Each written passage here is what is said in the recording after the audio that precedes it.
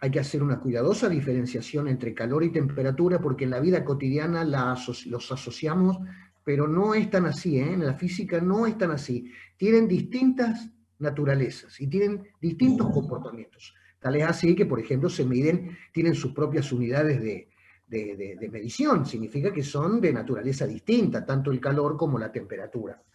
También vieron trabajo mecánico, vieron las leyes de los gases, vieron calorimetría, vieron cómo se calcula el trabajo que se realiza en una transformación notable, en una isobara, en una isotérmica. Recuerda que iso era el prefijo griego que significaba iso. Significa que si la transformación de un fluido es isotérmica, significa que se realiza siempre con la misma temperatura, es decir, a temperatura constante. Lo mismo con la isobárica, con la isovolúmica, etcétera, etcétera. Y después vieron el primer principio de la termodinámica y el segundo principio de la termodinámica y definieron el concepto de entropía, importantes conceptos para entender el manejo de la energía, ¿no es cierto? El primer principio nos habla de una conservación, es otra forma de expresar los numerosos teoremas de la física que hablan acerca de que la energía total de un sistema se mantiene constante. Ustedes recuerdan un ejemplo de caída libre, es decir, un cuerpo... hay gente en sala de espera. A ver, espérenme un segundito. Ahora sí, ¿están todos admitidos? ¿Están todos admitidos, por favor? Creo que sí. Bien, veían, por ejemplo, un ejemplo sencillo, en caída libre, un objeto viene cayendo y viene variando su energía potencial y su energía cinética. ¿Por qué viene variando su energía potencial? Porque la energía potencial es una energía que depende de la posición, de la altura con respecto a un nivel de referencia, y como esa altura va disminuyendo segundo a segundo, la energía potencial de ese cuerpo en caída libre va disminuyendo segundo a segundo. Pero, ¿qué ocurre con la energía cinética? En caída libre, a medida que pasa el tiempo, la velocidad va aumentando. Entonces, como la energía cinética de una masa que se desplaza es igual a un medio de esa masa por esa velocidad al cuadrado, si aumenta la velocidad, aumenta la cinética. ¿Y qué pasa entonces con la energía mecánica? Recuerdan que la energía mecánica de un cuerpo la definíamos como la suma de su energía potencial y su energía cinética. Masa por gravedad por altura más un medio de la masa por la velocidad del cuadrado. Y nos decía ese teorema que la suma de esas dos energías era constante. Es decir, si la potencial disminuye, la cinética aumenta. O al revés, en un tiro vertical, un objeto va hacia arriba, disminuyendo su energía cinética porque va cada vez más despacio, porque se está desacelerando, porque el vector aceleración apunta hacia abajo, g, mientras que la energía potencial va aumentando porque aumenta la altura. En ese caso tenemos la potencial va aumentando, la cinética va disminuyendo. Si la sumo a las dos, me va a dar siempre lo mismo. Entonces ahí vieron un principio de conservación de la energía. La energía mecánica se conserva. Después había algunas cositas para discutir, si las fuerzas son conservativas en un campo no conservativo, etcétera, donde se disipa mucha energía por rozamiento, etcétera, etcétera. Eso ya lo han visto en física 1. En física 2, por ejemplo, cuando vieron a ver, qué sé yo, qué ejemplo podemos tocar. Leyes de Kirchhoff. ¿Recuerdan las leyes de Kirchhoff?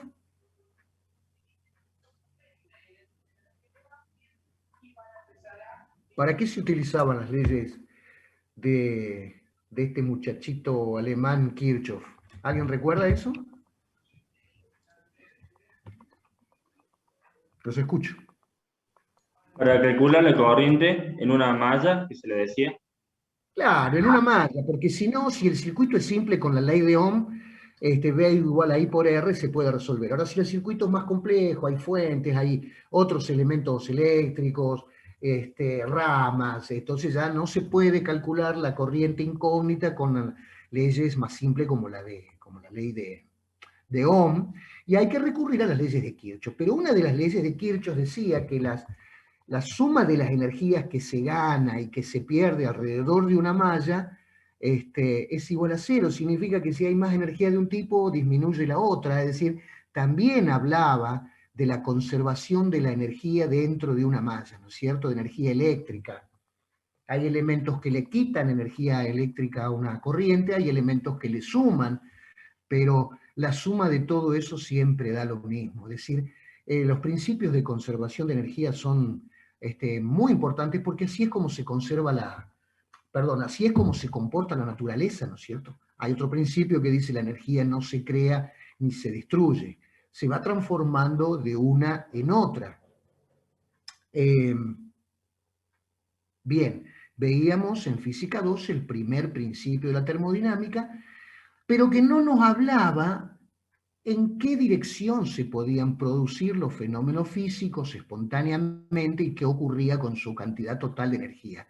En ese momento teníamos que acudir al segundo principio de la energía, de la termodinámica, perdón, que dice, que establece que una unidireccionalidad de los fenómenos físicos. Los fenómenos físicos espontáneamente se dan en un sentido y no en otro. ¿En qué sentido? Eso no nos dice nada el primer principio de la termodinámica. De eso sí nos habla el segundo principio de la termodinámica. Y el concepto de entropía. ¿Alguien recuerda a qué se le llamaba entropía? Tendencia al caos o al desorden. Al desorden. Es decir, claro, la física, la naturaleza dice que cuando un sistema evoluciona de un estado inicial a un estado final, va espontáneamente aumentando el estado de desorden. Eso nos pasa a todos. El ser humano, la máquina, nuestro cuerpo es una máquina térmica, entonces tiene que respetar esos principios y tiene que respetar la evolución de la entropía. Yo el año que viene voy a tener menos arrugas, voy a tener más pelo. ¿Qué creen? Por supuesto en forma espontánea, porque si voy al gimnasio y me compro una peluca es otra cosa, ¿vio? Pero en forma espontánea, ¿voy a tener menos arrugas y mucho más cabello? Si respetamos el concepto de entropía, ¿qué debería pasar?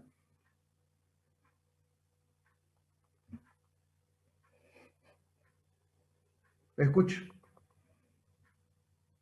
Si evolucionamos hacia el caos y hacia el desorden, yo el año que viene a esta altura tendría que tener mucho menos cabello y muchas más arrugas. Segundo principio de la termodinámica y concepto de entropía. Bueno, esos fueron los principios abordados el año pasado por ustedes en Física 2. Vamos a empezar a repasar con un poquito más de profundidad cada una de esas cosas. ¿Qué me pueden decir chicos, acerca de temperatura? ¿Qué recuerdan que era temperatura de un cuerpo, de un fluido, de un agua, de un líquido, un recipiente con un líquido, un vaso de agua? ¿A qué le llamamos temperatura?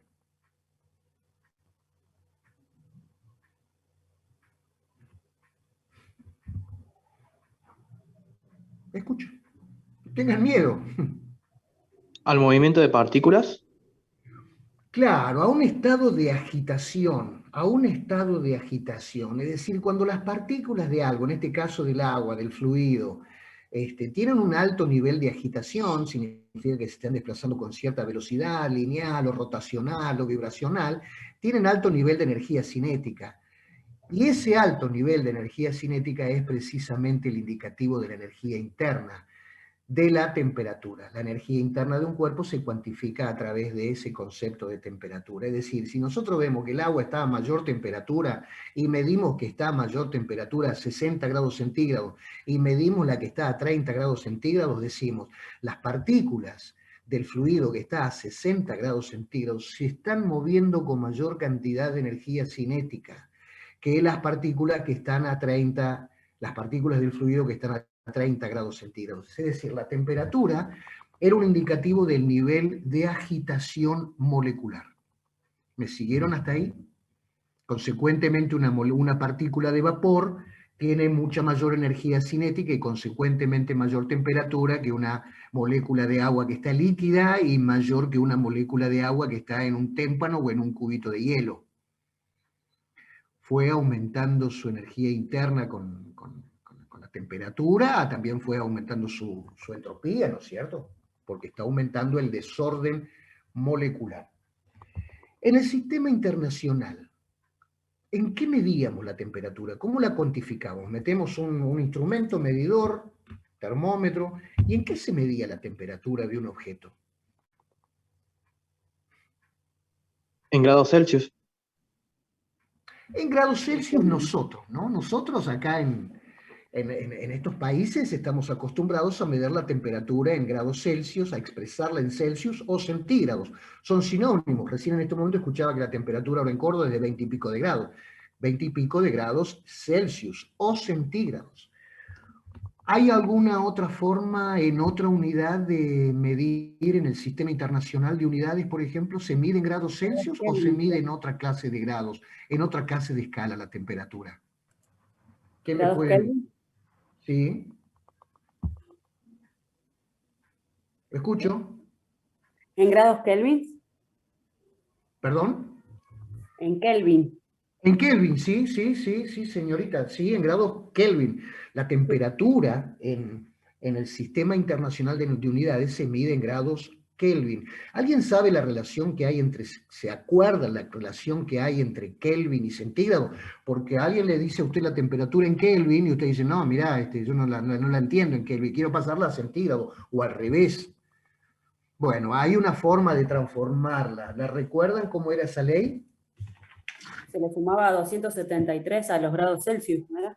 Exactamente. Anoten si quieren, si alguno no recuerda, anote por favor T sub K, temperatura en grados Kelvin, es igual a T sub C, temperatura en grados centígrados, más 273. 273. De ahí pueden despejar la temperatura en grados centígrados, si es al revés la conversión, va a ser igual a la temperatura en Kelvin menos 273 grados centígrados. De donde ahí podemos decir que el 0 Kelvin a cuánto equivale en grados centígrados, en grados Celsius, cuando tenemos una sustancia a 0 Kelvin. ¿Cuánto equivale en grados centígrados el 0 Kelvin? Menos 273. A 273 grados bajo 0,16 grados bajo cero o menos 273,16 grados centígrados bajo cero. Menos o bajo cero son sinónimos. Bastante fresquito, ¿no? Bastante fresquito. Eso se llama 0 Kelvin o se llama cero absoluto. Hay una larga discusión qué significa el cero absoluto, que se termina la materia porque no hay más movimiento vibracional. Habría algunas cositas que agregar, pero bueno, no vienen al caso. Nosotros nos vamos a manejar con este cambio de escalas.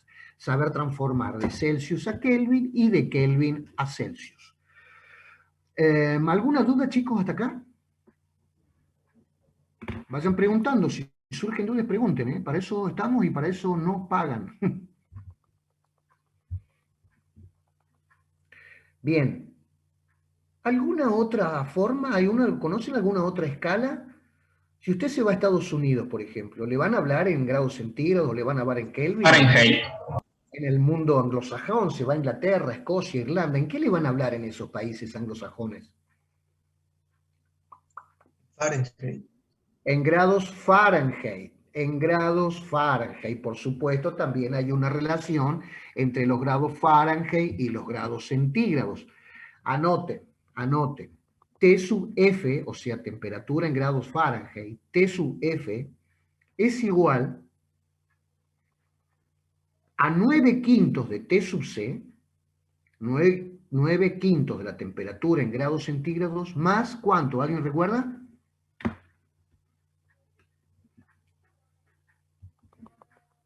¿Más cuánto? 32, profe, era. Más 32. Muy bien. Marzón, ¿es usted apellido Marzón? Sí, profe. Marzón, ¿su nombre, Marzón? Agustín. Bien, Agustín, más 32. Repito, temperatura en grados Fahrenheit, T sub F es igual a T sub C, temperatura en Celsius o centígrados, más, 9 quintos de T sub C. ¿Les dije 9 quintos? Sí, profe. Ah, bien, T sub F es igual a 9 quintos de T sub C más 32. ¿De dónde sale eso? Bueno, porque el agua se evapora a 100 grados centígrados y a otra temperatura en los grados Fahrenheit, en otra escala.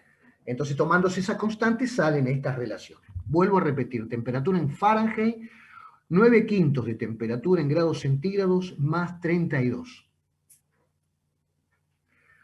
Vamos a hacer un ejercicio simple. Supongamos que usted ya es ingeniero, gana platita y se va, qué sé yo, a Nueva York. Va llegando a Nueva York, al John Fitzgerald Kennedy, y la azafata le dice, en este momento ahí en Nueva York, en Queens, la temperatura es de 85 grados. Vos decís, no me bajo. Yo con 30 ya estoy muerto de calor, imagínate con 85 no me bajo ni con los bomberos me bajan. Y de pronto le dice 85 grados Fahrenheit. Entonces usted no tiene la menor idea. ¿Qué hago? ¿Me pongo un pullover, un saco, bajo con una camiseta musculosa, en malla, me pongo la chancleta? ¿Qué hago? Bueno, díganme, por favor, ¿qué harían? Para eso tendrían que saber cuánto sería la temperatura en grados centígrados. Díganme, por favor, a ver. 49 grados. 15 grados. 29,4 grados. No tengo la menor idea, pero por ahí puede andar. Sí, 29, sí. sí. Anda, 80 y pico, anda entre 25, 26, 27, una temperatura medio de otoño, de primavera. 29 grados hace calorcito. Bien.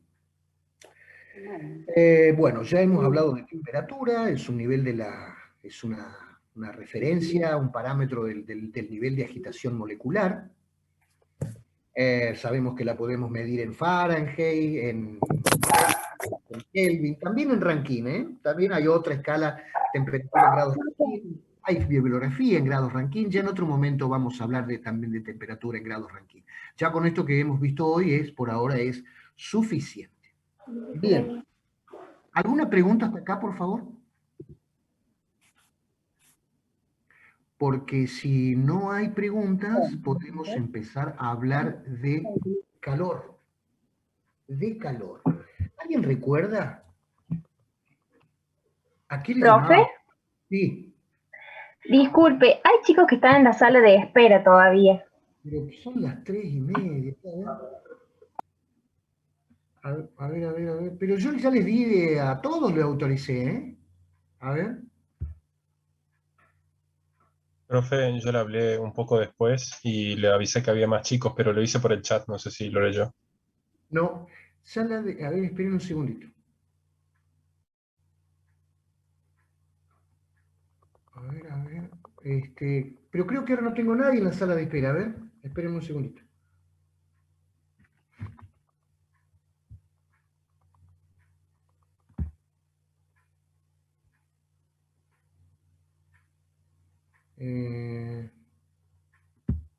Ahora creo que están todos admitidos. Tomás Russo. ¿Había un chico Tomás Russo? ¿Se incorporó Tomás Russo? Russo, Tomás. Tomás Russo. Ahí lo vi, profe. Recién entró. Tomás, ¿está ahí usted? Tomás. Ahí escribió en el chat que sí, profe. Bueno.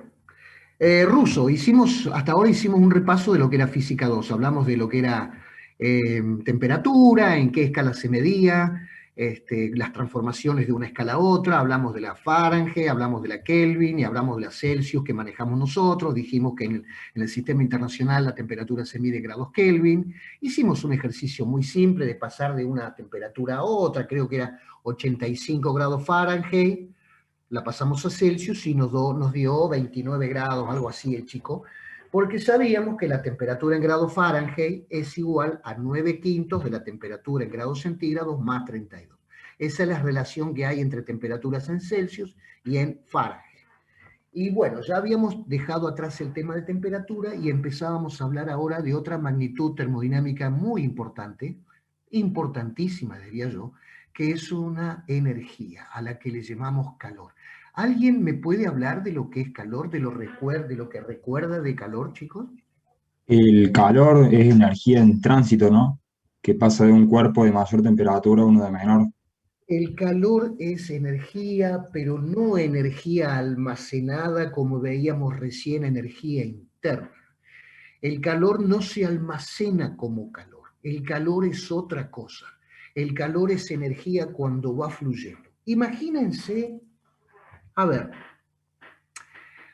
Están frente al lago San Roque, están contemplando el agua, ven un gran volumen de agua en reposo, o lo que aparentemente es reposo, porque el movimiento molecular va a ser intenso, pero estamos viendo, contemplando el lago San Roque. Y vemos el volumen se mantiene constante. De pronto empieza a llover. Esa lluvia va a aumentar el volumen de agua del lago San Roque. ¿Quién la va a aumentar? Esas gotas de agua que están cayendo. La lluvia. Ahora yo pregunto, la lluvia, cuando toca el lago San Roque, ¿sigue siendo lluvia dentro del lago? Entonces, la mirada o la lectura de acá es, el producto sigue siendo productivo.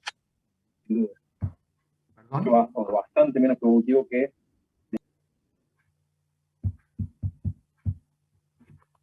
Escucho. No, ya cuando la lluvia, que era un volumen de agua en tránsito, toca el volumen, ya deja de ser lluvia, ya no existe más la lluvia. No se va a transformar en lluvia adentro del lago San Roque. Es decir, esa energía, podríamos decirle, que venía en movimiento cuando llegó al lago San Roque, sirvió para aumentarle su volumen, pero ya cambió su naturaleza. Ya no sigue siendo lluvia dentro del lago San Roque.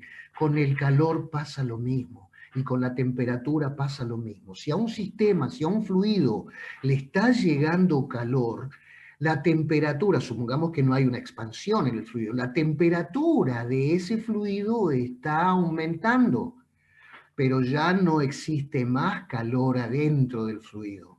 Eso se va a almacenar como un aumento de temperatura. ¿Me siguieron, chicos? ¿Alguna duda, alguna pregunta?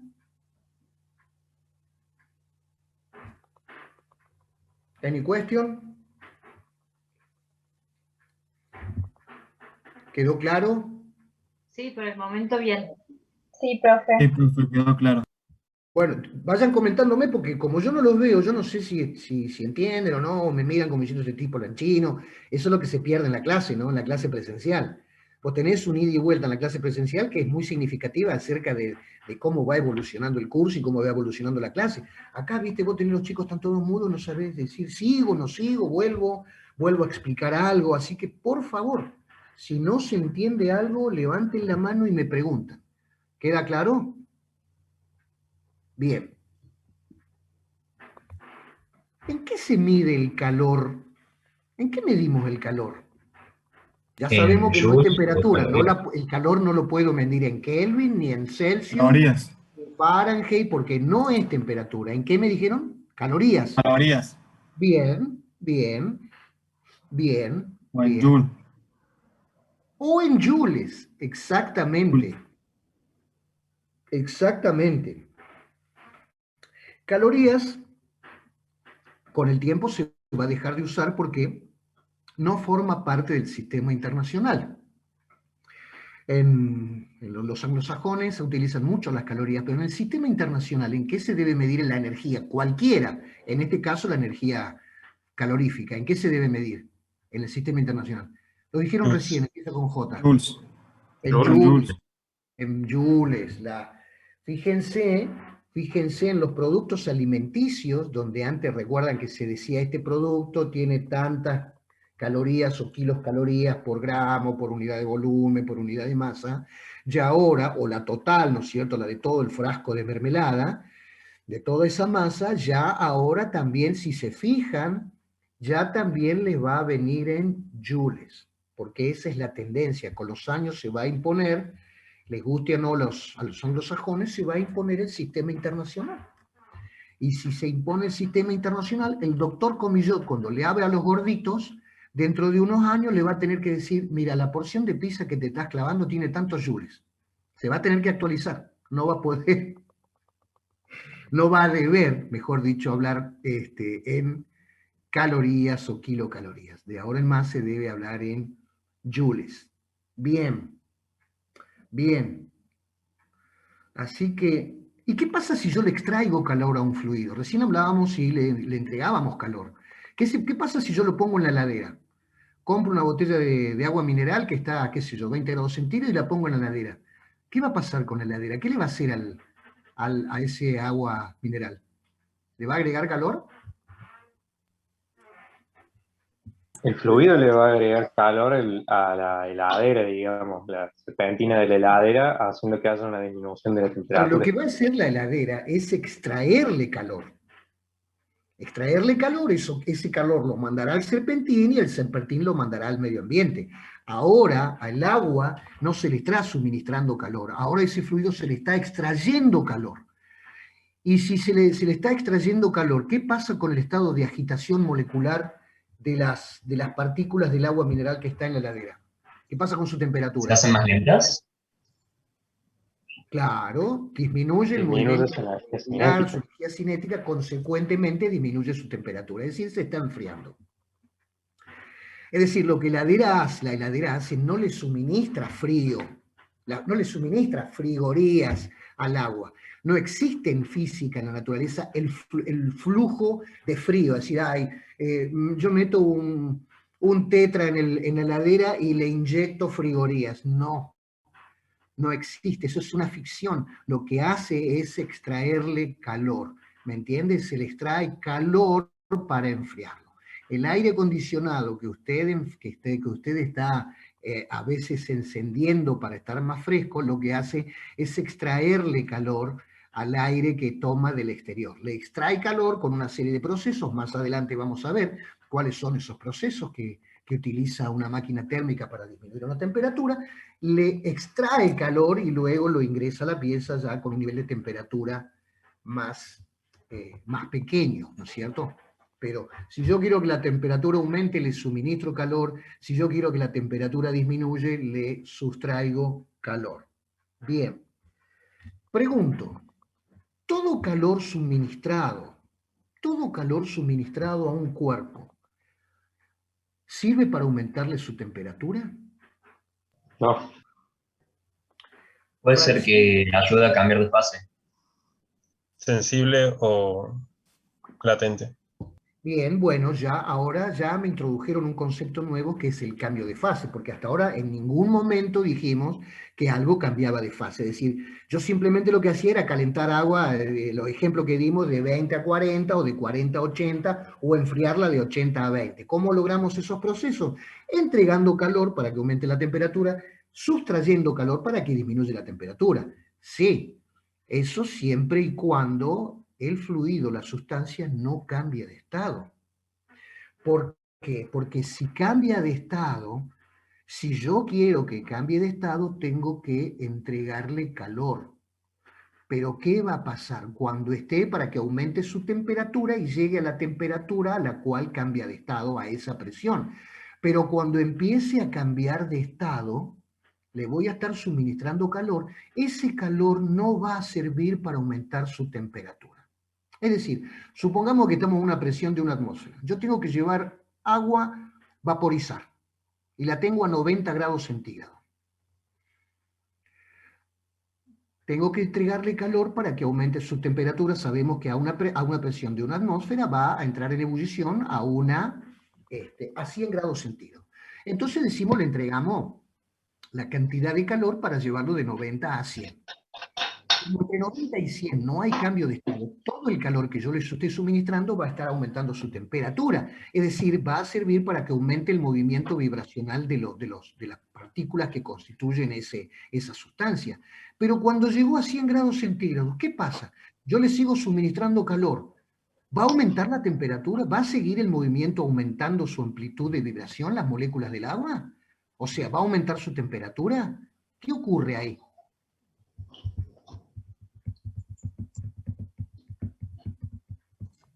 Cambiar de estado. Empieza a cambiar de estado. Si está a una atmósfera de presión y a 100 grados centígrados absorbiendo calor, ese calor no va a servir para aumentarle el estado vibracional. Es decir, no va a servir para aumentarle su temperatura. Va a servir para cambiar la estructura interna. Es decir, la estructura interna son reticulados de átomos que están unidos por fuerzas interatómicas, intermoleculares, que cuando yo le entrego ese calor para que cambie de estado, ese calor no se almacena como un movimiento de vibración de esa molécula, sino que rompe las cadenas. ¿Me entiende? Entonces tiene un átomo acá y un átomo acá. Si le entrego ese calor que se llama, ¿cómo se llama? Para cambiar de estado. Calor latente. Ya esto no aumenta su energía de vibración, sino que se despegan. Se rompe esa cadena y se despegan. Esa energía por eso no aumenta la temperatura, no aumenta el movimiento de vibración, sino que sirve para, de alguna forma, terminar con esas fuerzas de atracción intermolecular. Eso ocurre hasta que todo ese agua siga a 100 grados centígrados, pero ahora se haya transformado ¿en qué? En vapor. Ya las fuerzas intermoleculares son muy distintas. Yo ya tengo, si no entrego más calor, todo ese agua a 100 grados centígrados, a una atmósfera de presión, pero ahora ya no como agua líquida, sino como vapor. ¿Y qué pasa si tengo el vapor a 100 grados centígrados y le sigo suministrando calor? Ya no es más calor latente porque ya no va a servir para cambiar de estado. A ese calor que le voy a seguir entregando, que no cambia el estado, le llamamos calor sensible. ¿Qué pasa si le seguimos entregando calor sensible a ese vapor a 100 grados centígrados? ¿Qué pasa con el vapor? Ahora sí, el vapor, las moléculas de vapor van a absorber ese calor para seguir aumentando su energía de vibración y el vapor va a empezar a aumentar su temperatura. Vapor a 100, vapor a 110, vapor a 200, a 600, a 700 grados centígrados. Bueno, calor sensible, calor latente, los dos son de la misma naturaleza, pero se miden en lo mismo, son de la misma naturaleza. Se miden en calorías o se miden en en joules.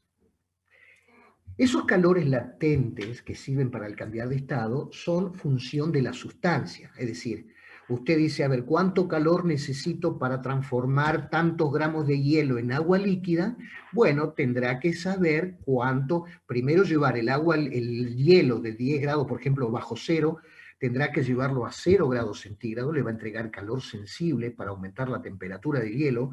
Cuando llegue a 0 grados centígrados le va a tener que entregar calor latente para pasar de hielo a 0 grados centígrados a agua a 0 grados centígrados y después si sigue entregando calor va a ser sensible y va a ir aumentando la temperatura del agua. Ese será un calor latente de solidificación. Esos calores latentes son propios de cada sustancia, ¿no es cierto?